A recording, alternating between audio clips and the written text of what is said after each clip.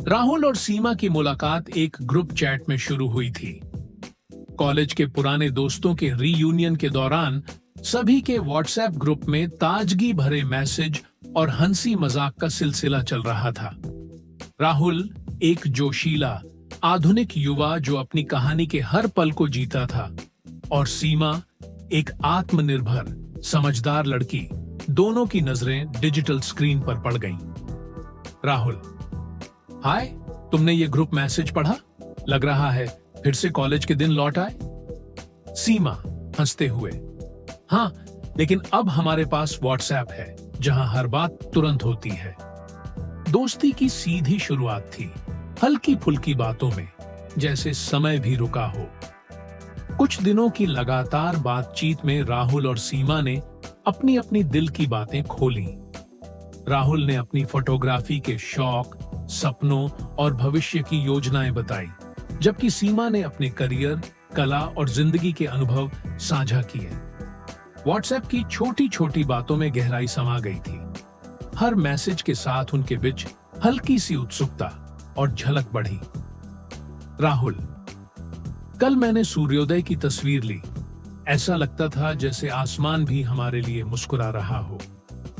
सीमा: वाह, तुम तो कलाकार हो। हर शब्द में एक कविता है। दोनों के दिल में एक दूसरे के लिए खास जगह बन गई। डिजिटल दुनिया में शब्दों की मिठास से उत्पन्न हुई यह दोस्ती अब उम्मीदों की एक नई दिशा में मोड़ ले रही थी। एक दिन राहुल ने हिम्मत करके सीमा से पूछा, क्या हम कॉफी पर मिल सकते हैं? असली मुलाकात तो सबसे अलग होती है। संदेश भेजने के तुरंत बाद उसके दिल में उम्मीद की लहर दौड़ जाती देखी, लेकिन सीमा का रिप्लाई नहीं आया। सिर्फ वही नीला सीन टिक दिखाई देने लगा। राहुल सोचते हुए: क्या हुआ? क्या मेरी बात में कमी रह गई?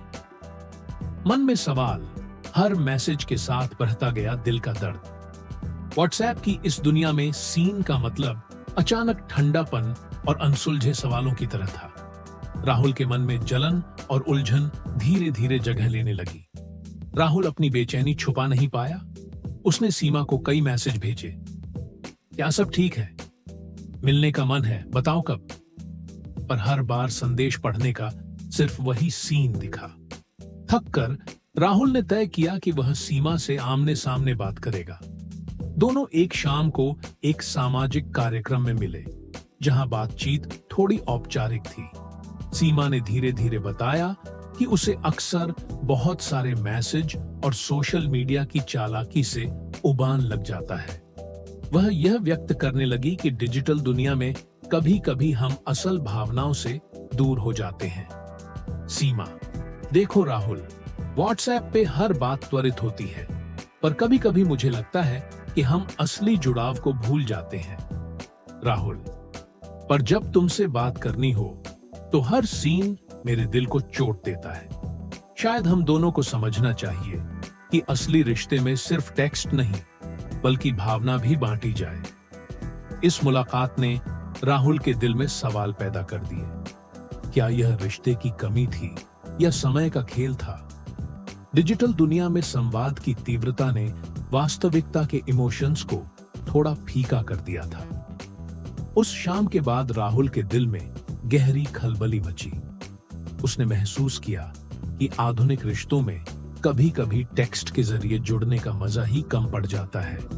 वह वजूद की गहराइयों में उतरकर सोचने लगा, क्या सचमुच डिजिटल सीन के पीछे हमारी असल भावनाओं का कोई मोल है?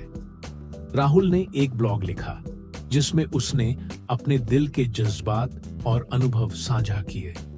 उसने बताया कि कैसे कभी कभी एक मैसेज की नीरसता ने उसके सपनों की चमक को धुंधला कर दिया, और कैसे वह अब यह समझता है कि असली जुड़ाव के लिए बिना स्क्रीन के आंखों में आंखें डालकर बात करना जरूरी है। इस अनुभव ने राहुल को नया मोड़ दिया। उसने अपने लिए तय किया कि आगे से वह अपने रिश्तों में सिर्फ डिजिटल नहीं, बल्कि वास्तविक संवाद और मुलाकातों की अहमियत समझेगा। यह एक सीख थी कि टेक्नोलॉजी चाहे कितनी भी एडवांस हो, असली दिल की बातें केवल आंखों से आंखों में ही संभव है। समय के साथ राहुल ने महसूस किया कि व्हाट्सएप के इस सीन ने उसे बेहतर समझ और नई दिशा दी। उसने अपने अनुभव को समाज के साथ साझा किया और बताया कि कैसे आधुनिक रिश्ते बहुत बार आसानी से टूट भी जाते हैं अगर हम सिर्फ टेक्स्ट पर ही भरोसा कर लें। अंत में राहुल का संदेश था, अगर हम चाहते हैं कि हमारे रिश्ते गहराई से जुड़े रहें, तो उन्हें सिर्फ डिजिटल चैट की जगह असली मुलाकात और दिल से दिल का संवाद दें। यह कहानी हमें याद दिलाती है कि तकनीक के इस दौर में हम एक दूसरे से जुड़ते भी हैं और दूर भी हो जाते हैं। असली रिश्ते वही हैं जिनमें न केवल शब्द बल्कि एहसास भी शामिल हों।